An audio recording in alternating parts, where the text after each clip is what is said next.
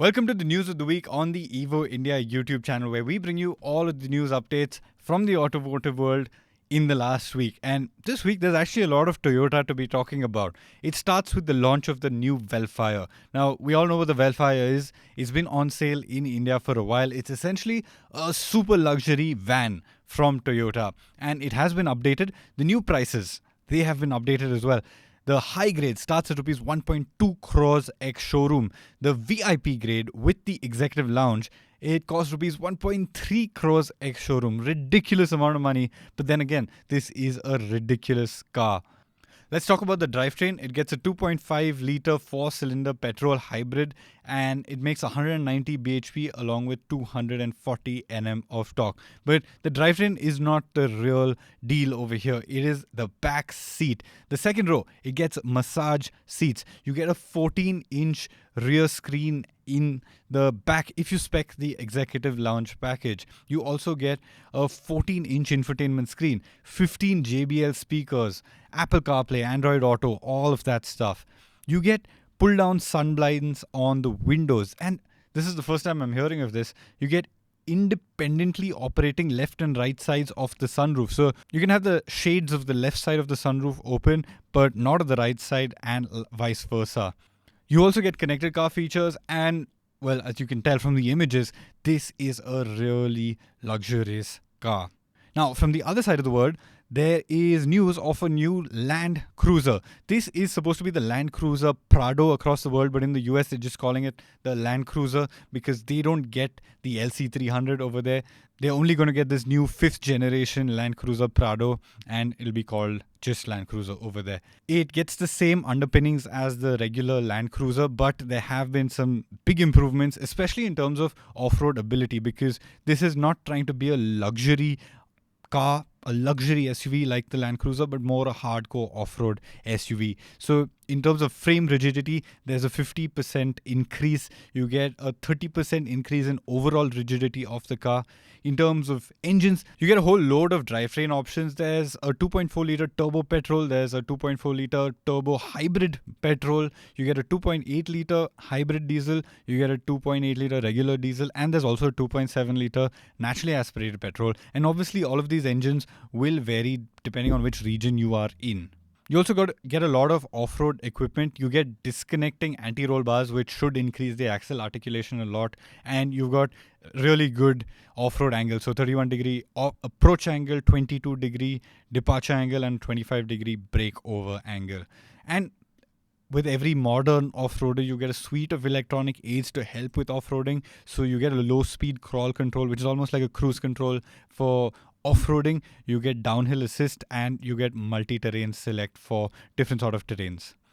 There's also a Landcruiser 70, which I think looks really, really good. Now, this is a Japan-only Landcruiser.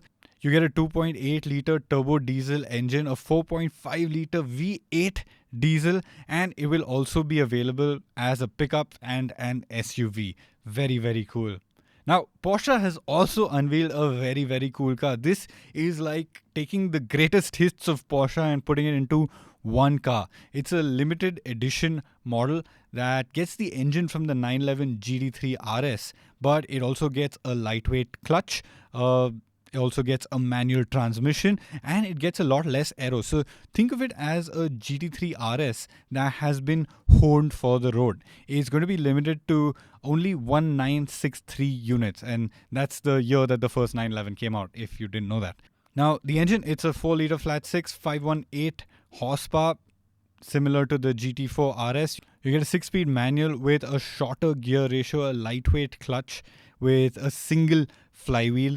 You get a 0 to 100 time in 3.7 seconds and a 300 kilometer an hour top speed. And that's obviously because of the lower gearing. Now, you get carbon fiber bonnets, doors, roofs. Obviously, there's a lot of lightweighting happening. It weighs just 1,380 kilos, and that's 40 kilos lighter than the 911 GT3 Touring. So, in fact, this is one of the lightest 911s of the 992 generation yet. It is an incredibly cool car, super limited. It's going to be super expensive as well, but that's not the point. It is incredible.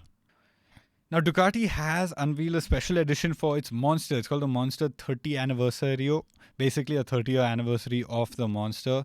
It gets a special livery. In terms of the chassis setup, it's similar to the Monster SP. So you get an Öhlins steering damper, you get Öhlins Nix 30 forks, a rear shock, you get golden colored forged aluminum wheels and a golden front fork as well.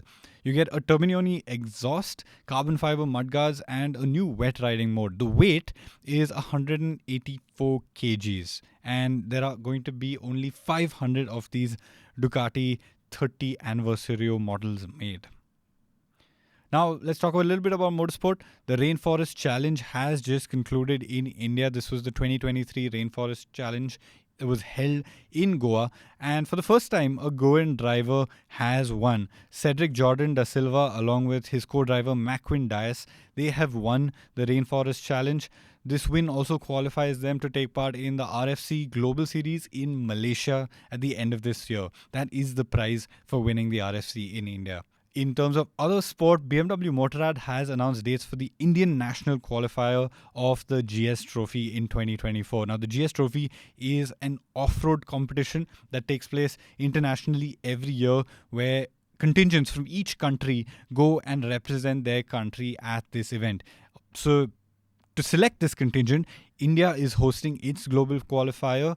There will be rounds in Bengaluru on October 1, in Mumbai on October 15, and in Delhi on November 5th. So if you are a BMW Motorrad owner and you want to take part in the GS Trophy, well, those are your dates. Now is your chance. Now is the time to shine. That's it for the news of the week this week. Thank you so much for joining in. I will see you again next week.